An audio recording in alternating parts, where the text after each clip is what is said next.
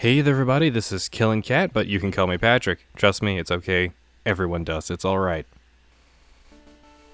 So in lieu of all the long plays I've been doing, one thing very similar also interested me. A Pokémon Challenge.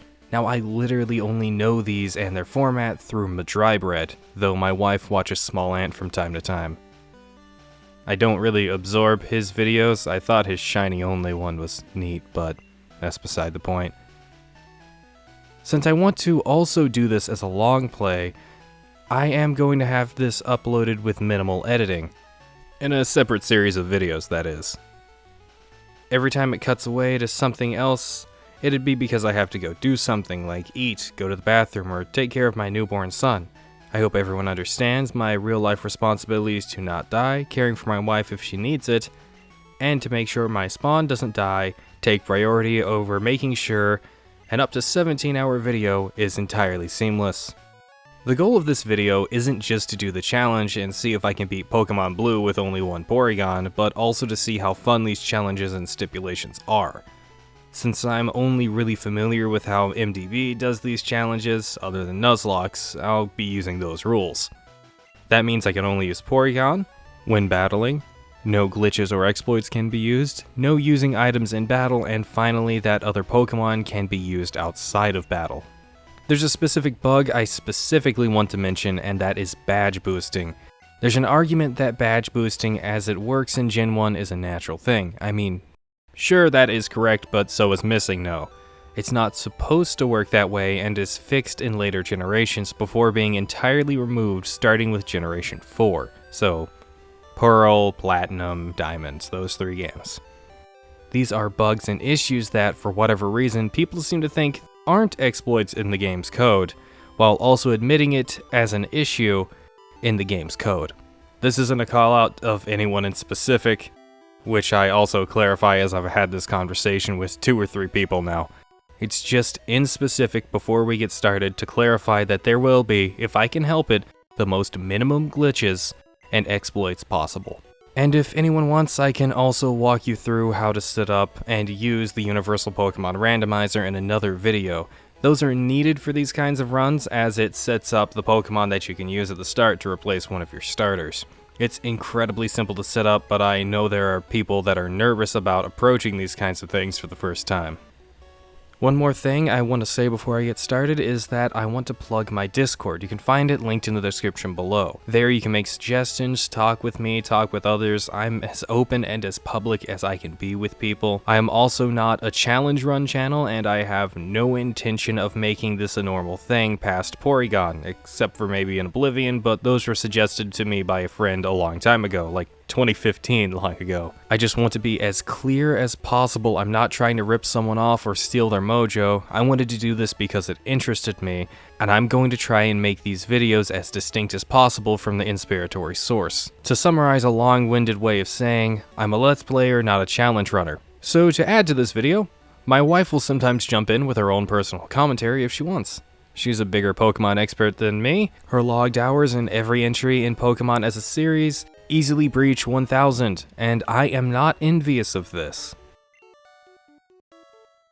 Now let's get started. Right away I switch out Bulbasaur to Porygon, because I think I'll have the hardest time if I do this. From here on there's a wall to climb. Professor Oak never once explains to me how he managed to acquire this digital construct or give it physical form. He also refuses to elaborate on how it breeds with Ditto in later generations. After getting Porygon, we proceed to beat our rival for a nice experience boost right away.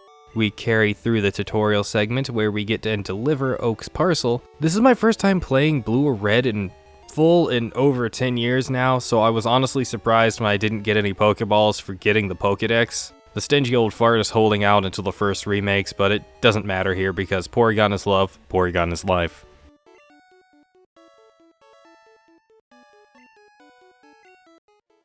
If I were playing normally, I would swarm the rival battle with a ton of Pokemon and not much grinding, but this is Porygon, a Pokemon that Arceus decided he hated because he did not create it himself.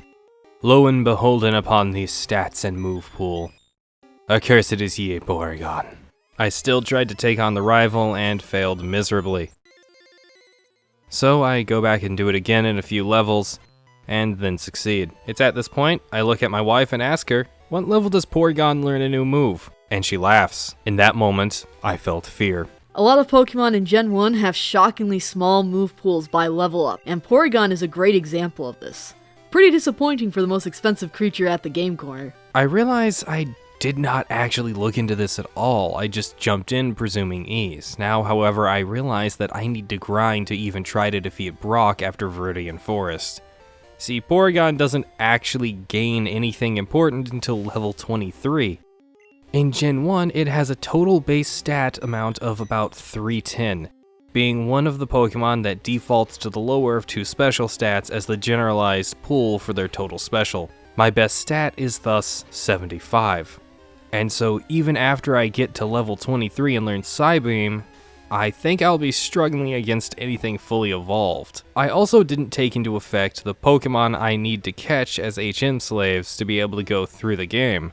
I made the decision now to catch Sandshrew for cut and strength, and maybe Slowpoke for surf, depending. Thankfully, Sandshrew is exclusive to blue version and not red version, so I picked the best choice unintentionally. I will not be using Flash because Rock Tunnel is ingrained in my memory forever and ever from childhood.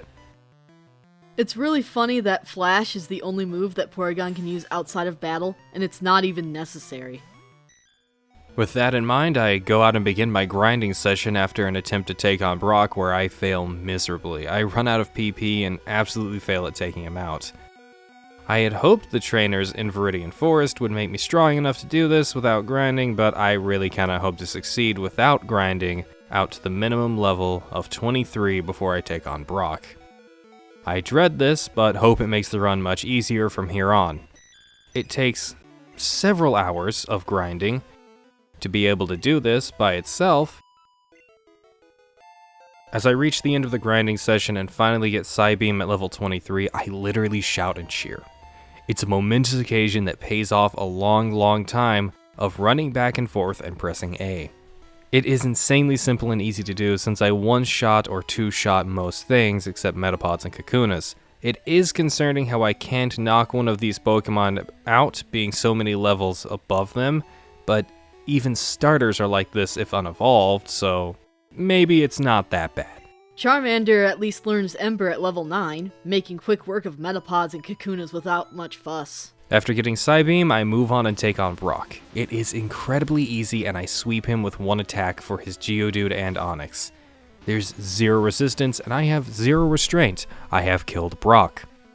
From here on, I am quite literally zooming through every battle with one hit, except for a single Beedrill. It took 2 hits. Woe is me. Mount Moon was also trivial. I was low on PP, but I never ran out. Immediately getting out on the other side, I went through and completely destroyed Misty. My hopes had come true. I was bulky enough to take most hits, and I could take everything down in 1 or 2 hits. A Pokemon abandoned by Arceus itself was storming through the world, upsetting the natural balance. My rival on Nugget Bridge stood no chance, except with his pittance of a sand attack.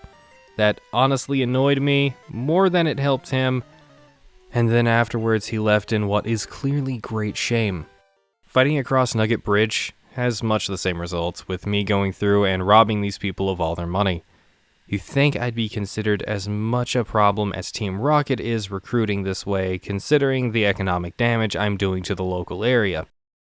Then the following horde of trainers after Nugget Bridge went down similarly with no big issues at all. I saved Bill from his The Fly reference and set off to stop crimes in place of police officers as any child dreamt of 20 years ago and desperately avoids now.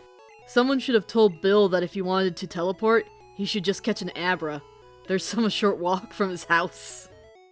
It might seem like I'm making a lot of jokes here, but it really is this simple. The initial grinding session has made a portion of this run entirely trivial so long as I get into most trainer battles. I think from this point until the final 2 gyms or the Giovanni fights, I won't have much of an issue in the short term. From here I head south, getting in every battle I can. I have to keep this leverage I have, otherwise the Elite Four will destroy me. Actually, closer to the Elite 3 of this run because the fighting type guy is going to be a breeze. Anyways, the route to the next town is ridiculously easy. The SS Anne provides some small issues with being poisoned or paralyzed, but I take one hit from my memory during the rival battle and otherwise sweep him. I predict Surge will be just as easy, at least I hope. I rub an old man's back and take a cut HM from him. I was excited for a moment before I realized I need a Pokemon to be able to use it, and that's why I need to grab Sandshrew. In doing so, I also take out every trainer on Route 11, stealing all of their money and ruining one gambler's life forever. I really genuinely feel bad for this guy, but we have to move on.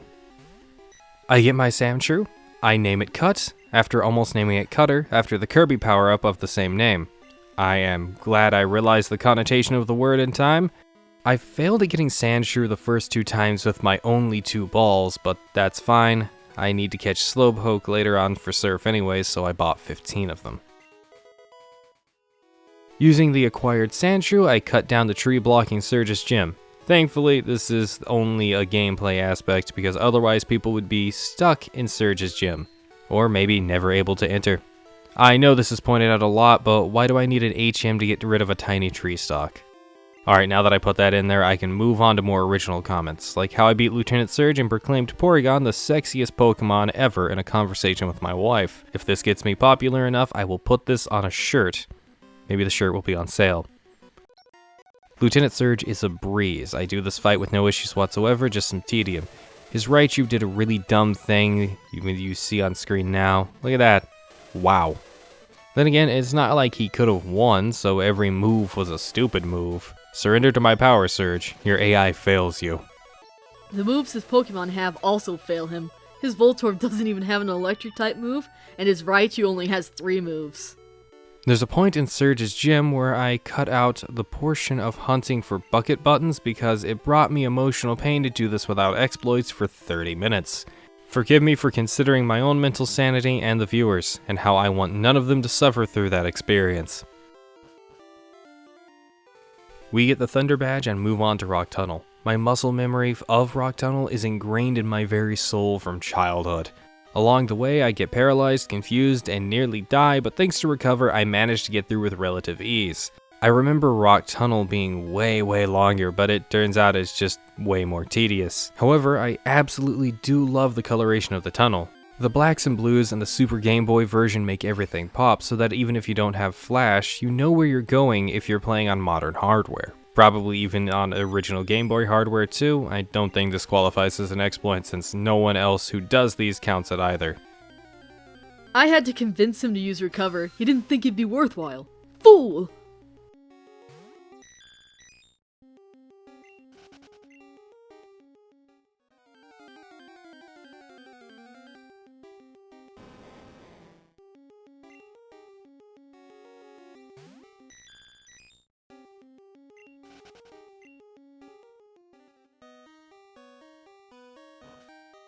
Anyways, I fight my way all around Lavender Town before progressing, including up through Pokemon Tower, and through the first rival battle in the area.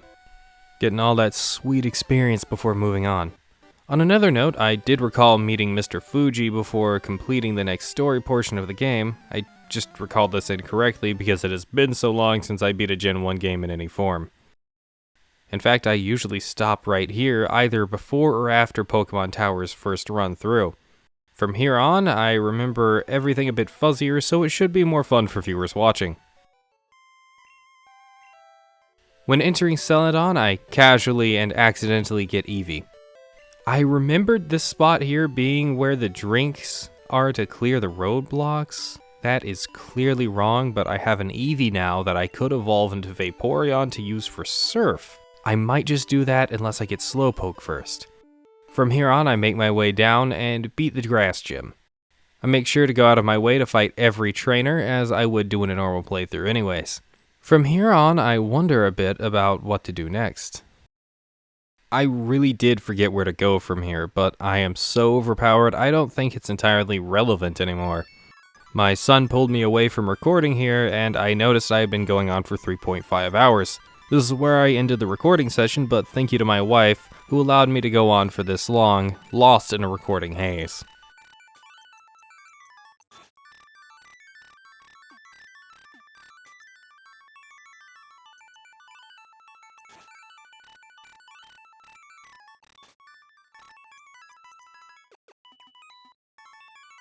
The new recording session starts off in a good way, me wandering around figuring out where to go. Then I remember the game corner is in town and I need to burn it down to stop the rocket grunts from continuing to be useless to stop a 10-year-old from beating them to death with the most expensive thing on the menu. Before I go into too much detail for this one, I did want to point out that my wife pointed out that a part of these challenges is to not get in as many fights as possible, so with much dissatisfaction I stopped doing so, and we'll see how that affects me later. In the short term, I don't think it'll do much, but I have no doubt it's going to catch up with me fast. Anyways, I peel off the Team Rocket poster with the button and proceed into the Rocket hideout. I don't remember how to get through here, so once more I wander around and sometimes get into accidental fights. So be it. Eventually, I found my way to the lift key on the 4th basement floor, but not before going back up and wandering around for a while because I forgot that I need to double tap the rocket grunt to make sure he gives me the goods. He had it coming by not having 2 generations later of software to let me know I had to do this. The spinning puzzle was very easy but incredibly slow. I do miss those later generation enhancements a lot when I play this version of the game again. Especially with all the bug fixes. Also, I teach Porygon Thunderbolt just before I go in, and evolve Eevee into Vaporeon to use as a Surf HM slave.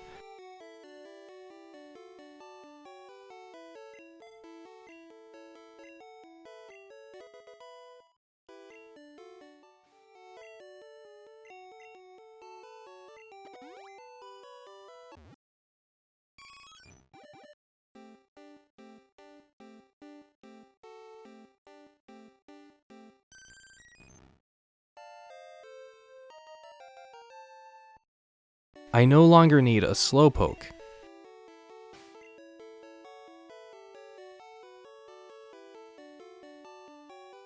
Giovanni isn't too hard here, but I am kind of concerned about possible outcomes if I weren't as strong as I am. Now that I planned on doing far less battles, there came an issue with these eventually becoming a real problem. Hey there, me and Post here. I forgot to buy the Ice Beam TM, and I will live to regret that. I want to point out, I was wrong in where you get the drink to sate the guards blocking the entry to Saffron. I do just so, but go back underground to bypass the rocket-infested city and finish off Pokémon Tower to get the flute so I can move Snorlax with violence. It took a few days to get this far, so I do question how these rocket grunts or Mr. Fuji did not starve to death. After this, I head back to Saffron to take on the Psychic Gem in Giovanni's second fight. Beginning here, I enter full Smooth Brain mode and manage to entirely forget how to get the keycard. For a solid 22 minutes, I wander aimlessly, desperately trying to figure out how the hell I could bypass this very simple teleporter puzzle. Then it clicks and I realize I am a complete moron. This nearly 30-year-old game made for children had me stumped. Not only that, but I have played this game multiple times. I guess it happens to the best of us, but I feel really dumb after this one.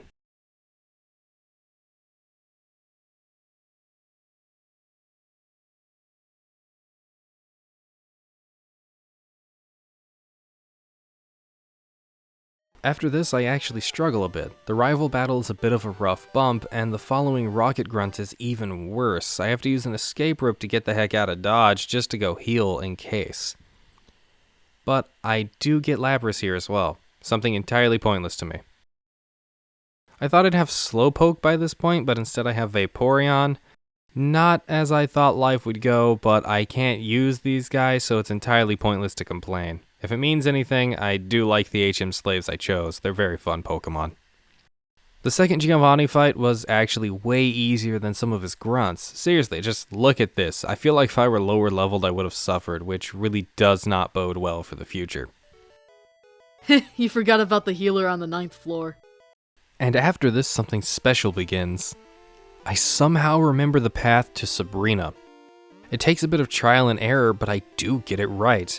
After failing the incredibly simple teleporter segment earlier and getting this right with incredible ease, I feel much better. But how the hell did I remember this and not that? The difference is night and day.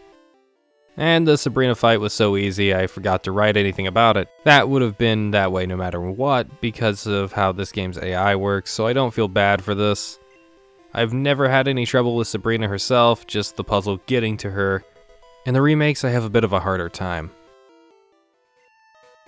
Now I traveled south of Lavender Town to challenge Snorlax. I then immediately run away from it and it vanishes into the ether.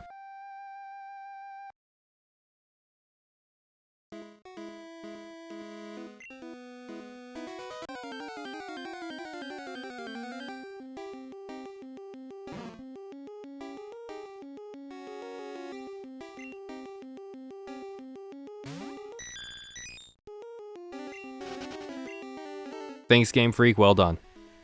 At this point, I'm actually feeling the struggle a bit more, and I finally realized that I'd forgotten the Ice Beam TM. That was a key part of my playthrough, and now I'll have to hope and pray for RNGesus to be kind to me later on. After bypassing the river, the route to Fuchsia City is much kinder, mostly because I have Thunderbolt. Once in Fuchsia City, I immediately take on Koga, and by immediately I mean wander around for a while before I see the Pokemon Center out of the corner of my eye, and then find the gym on my way over there. Koga is a Poison-type gym leader, so I sweep through him with Psybeam. Oh, right, I forgot to get Psychic in Saffron City as well. While this bodes ill, I don't believe I'll actually need it. Ice Beam was far more important, and I'm doing mostly just fine. Anyways, Koga's gym is a fun romp. I've never had an issue with the puzzle or the gym. Koga has proven to be a problem in the past, but I took out his minimizer with ease, and then his final Pokemon used self-destruct on me. It crit me with this, and for a moment I thought I'd die, but I lived. That last turn had my life flashing before my eyes. I was sitting at my computer saying to my wife, he used self-destruct, then moments later, no, it crit, no.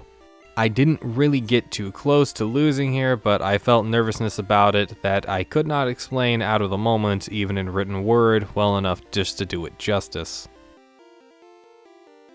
I know they're putting up the barriers in the gym, but I still find it weird that the Poison-type gym has so many Psychic-type trainers. Only 2 out of the 6 trainers other than Koga even have Poison-type Pokemon. With Koga done, I have all but 2 badges, and I have to go through the Safari Zone. I barely do that with 35 steps left over after getting both the gold teeth and Surf. If I had to go through this tedium again, the run might have ended there. If people can't get the sarcasm here, that's on them. I hand off the gaudy teeth to the Safari Warden to get strength. I teach Surf to Vaporeon in the Safari Zone, and strength to Sandshrew in the Warden's house. And that is where I end this recording session. If all goes well, the next one will be my last.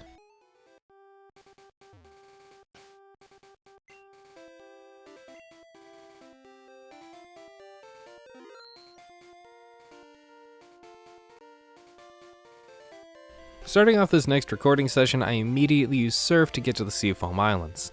On the way, I encounter a Glitchmon in the form of Ditto on the water. No missing no here, but seeing this little blue speckled turd made me nervous for encountering him. I've actually been dreading the Seafoam Islands. I'll admit, I only remember Articuno is here. As a child, I do also remember being stuck here for a short while with my Game Boy dying. I never replayed these games much since that first playthrough outside of emulation. Coming back for the first time in nearly a decade, I think this would take forever. But it was maybe 20 minutes of my total playtime. The childhood memories of this place hugely exaggerated how they actually are, and how they actually are is incredibly easy. I meander through a few times before understanding what to do, and then leave. No need to fight and catch Articuno in a challenge run and all that. This is where I wasted a Master Ball on a Dugong, the very first time I ever played a Pokemon game. Ah, memories. Now I go to Blaine's gym and find the door locked, another thing I entirely forgot. Is it just me, or does Gen 1 not make much of an impression?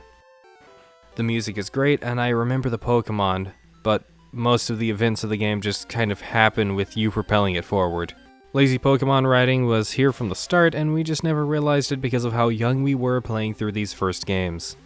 I enter the Pokemon Mansion to get the secret key from the basement floor. I know I just went on about how lazy the writing is, but the Mew and Mewtwo logs here are a highlight of the whole game's experience, and even if I forgot the mansion's layout or needing to get the key to get to Blaine, I remember these logs. They're unforgettable. I definitely forgot about Mew giving birth, but I think we all did because of how many people say they don't know how the eggs got there in the first place in the daycare center, as if that's a valid thing to say. Clearly, Pokemon eggs are poofed into existence by Arceus. After I leave the mansion, I debate whether or not to teach Porygon the move Blizzard. I arrive at the conclusion that I'm going to need this move against Lance, and do so. But I have no doubt I'll regret this in the short term, because it has only 5 PP and thus limits the move pool I have for any possible grinding I'll need to do.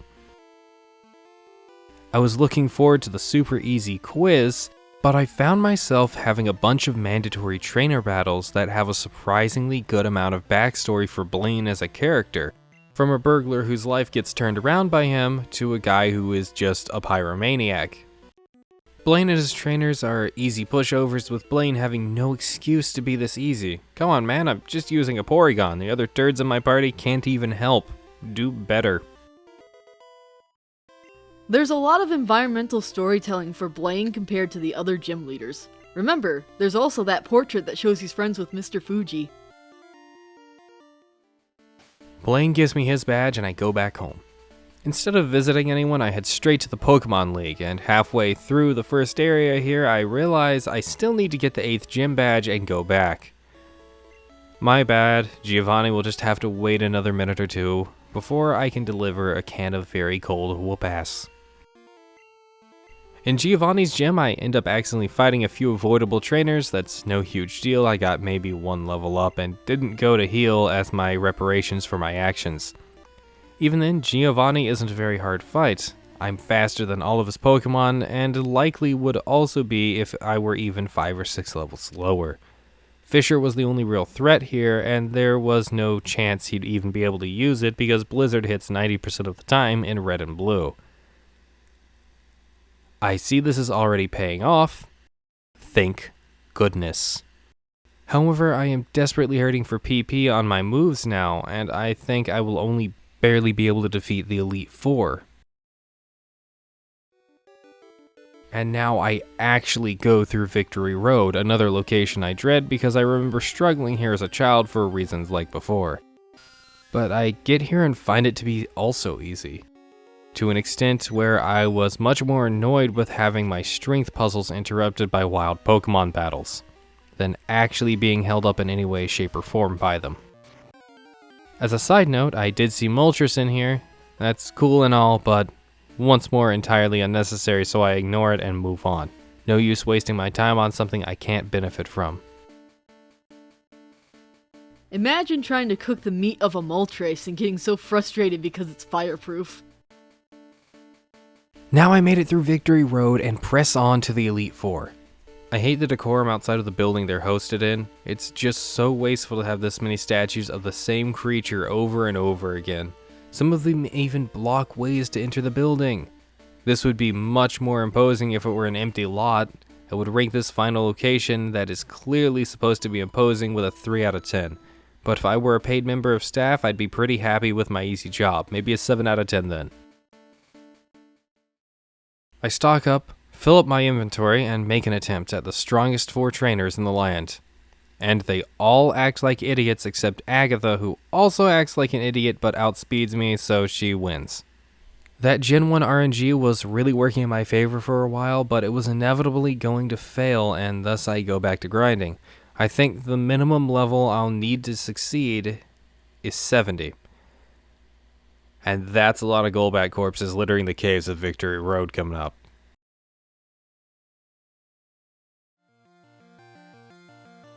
And here's where I break.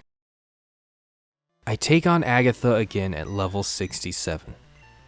I make some more progress, and her AI does some incredibly stupid things, but I fail.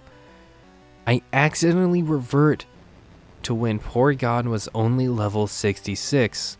I debate for a moment what to do to make up for the almost hour I spent grinding, then without hesitation, I started using the speed up feature on my emulator. Normally this would go against the rules I set for myself here, but I have a family to take care of and I don't want to spend hours and hours and hours on this. I am going to edit the speed up portion out, but I'm also going to upload an unedited version of this portion and link it in the description and comments to prevent people saying I'm cheating. By all rights, I would normally not do this, but all I'm doing is speeding up the game. The game's internal clock still counts everything correctly, so I don't care. I also noticed something else in this, that the precision of the speed up is on point. I never misclick or have errors I could have prevented by slowing the game back down. Based on other people doing this, I reached the conclusion that speeding this up would make it more painful or imprecise, but it did just the opposite. Maybe it's the emulator I'm using, maybe it's the remote, but this went really well. Doing this, I made up for all of the lost time in around 10 minutes, grinding up to the initial goal of level 70. And now I take on the Elite Four again, and this time I sweep through the first two members and laugh my ass off at the fact Machamp once more proves entirely useless. Sincerely, every time. Doesn't do a thing against me. Agatha makes me suffer still, but thanks to good RNG, I'm able to last out her hits and even win against her in the end. Agatha's AI does some really stupid moves that make her lose. Look, I'm just really glad for this. I am asking Sarah to tell me her thoughts on if Agatha is as bad to anyone else as I make her sound, because really she was the absolute worst to deal with of all the trainers in the region, at least thus far. Agatha is often a bit of a wall for single Pokemon runs, since she spams Hypnosis and Dream Eater. She'd be much harder if she wasn't given the power to switch her Pokemon though. There really doesn't seem to be much logic to why she does it.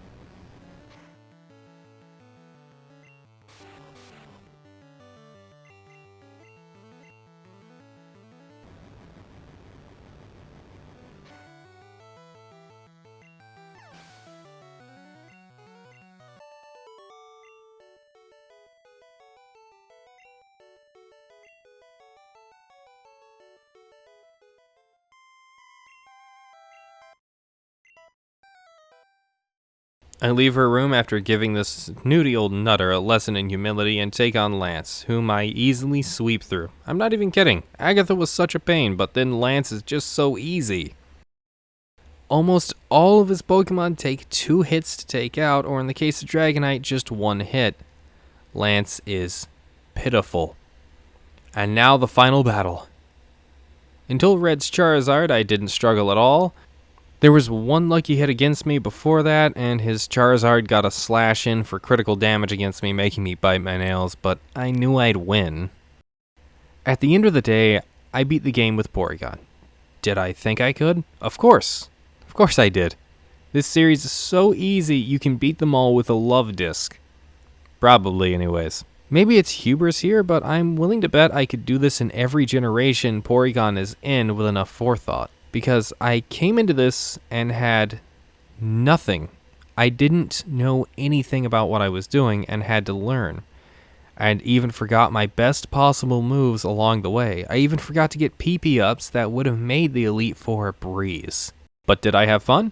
Yeah, I did, actually. At the beginning and at the end. The highlights of these challenges are really high, like when I got Psybeam to beat Brock or when I overcame the Agatha wall. Otherwise, I felt like I was just going through the motions. This was also not a short time, really. I mean, it's short compared to a lot of games, but based on the game clock, this was almost 13 hours, and that's not accounting for speeding up, shaving off an hour. Some people do these daily, some do these weekly. I can't imagine that. I mean, your average Fallout 4, 3, New Vegas, and even Oblivion challenge can only take 4 hours out of your day sometimes, depending on how well you do or how well you plan. That is significantly shorter by 1/3. Eventually, going through all of this would feel like going through the motions over and over and over again. I don't mean to insult anyone who finds this still fun after doing it hundreds of times, but why? Everyone can enjoy whatever they want, however they want. I'm not here to stop you, but if I had to do this as often as I see some YouTubers do, and as often as I see some just regular people do, I would have quit a long time ago.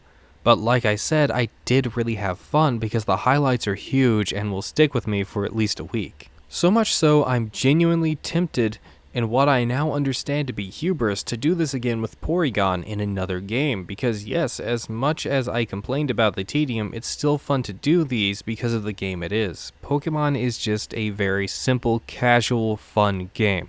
It's also incredibly simple to do, thus satisfying my want to do something with my hands if I have nothing else to do, or that I want to do.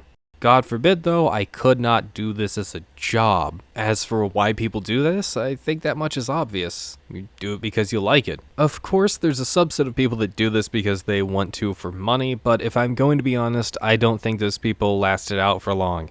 It takes time and dedication to do these right, and to do them for as long as you have to get a reputation for this kind of thing. There's probably 2 million channels dedicated to just Pokemon content alone, and probably even more dedicated to subsets of types of content for Pokemon. Don't do this for money, it's not worth it, and you'll end up quitting. Do it because you want to do it. Don't pay attention to the stats for it either, just ignore those. You'll always be down if you do that for this platform. And now moving on to reviewing the game, because I always do those kinds of things when I do these long play segments. This is a fun game that started a franchise and set a standard for how it operated. The coding isn't great, the games are full of bugs, the writing is actually kinda good for a Game Boy game sometimes, but almost every following game maintains this quality. This was a standard setter for an entire franchise and for some people an entire genre. Only changing in early 2022, being last year at the time of making this. And that game was pretty much the same level of quality in relative comparison. Just a change in how the world operated. I do think the writing got a bit more lazy and not creative as it went on, to the penultimate of lazy, before the most recent games, Scarlet and Violet, came out and actually surprised me with some of the twists. But that's for another time. It really hurts to see a series that started off so creatively just kind of remain middling since the start. My memories of these games aren't tainted with a rosy retrospection because I don't remember having too much fun with them. I remember getting to the end, wondering what I could do from there, and trying to complete the decks. I didn't want to do any trades with anyone. I wanted to hang out by myself and do my own thing, but I couldn't do this. I'm still like this with pretty much everything, and because of this, I've never 100% a Pokemon game because of the restrictions requiring I interact with other people. I feel like this is unnecessary, and it should be hard to 100% the game, but not impossible with one version. Look, I'm no basement dweller type, I just much prefer single-player experiences with very few exceptions. Pokemon is not one of these exceptions. Especially when one game is heavily favored over another.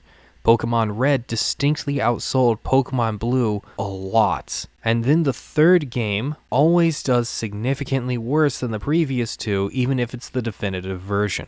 I get it, it's profitable, there's 2 versions of the game and a lot of people will buy both versions, but then what you just end up with is, I'm guessing 70% of players preferring Pokemon Red and 30% preferring Pokemon Blue. I know those aren't the actual stats for this game, but I feel like people get what I mean when I say that. I have a distinct memory as a child saving the game, turning it off and going to bed, then waking up to play some on a Saturday morning and all my save data was wiped. Apparently this was a casual bug millions of people had and wasn't fixed in the remakes 7 years later.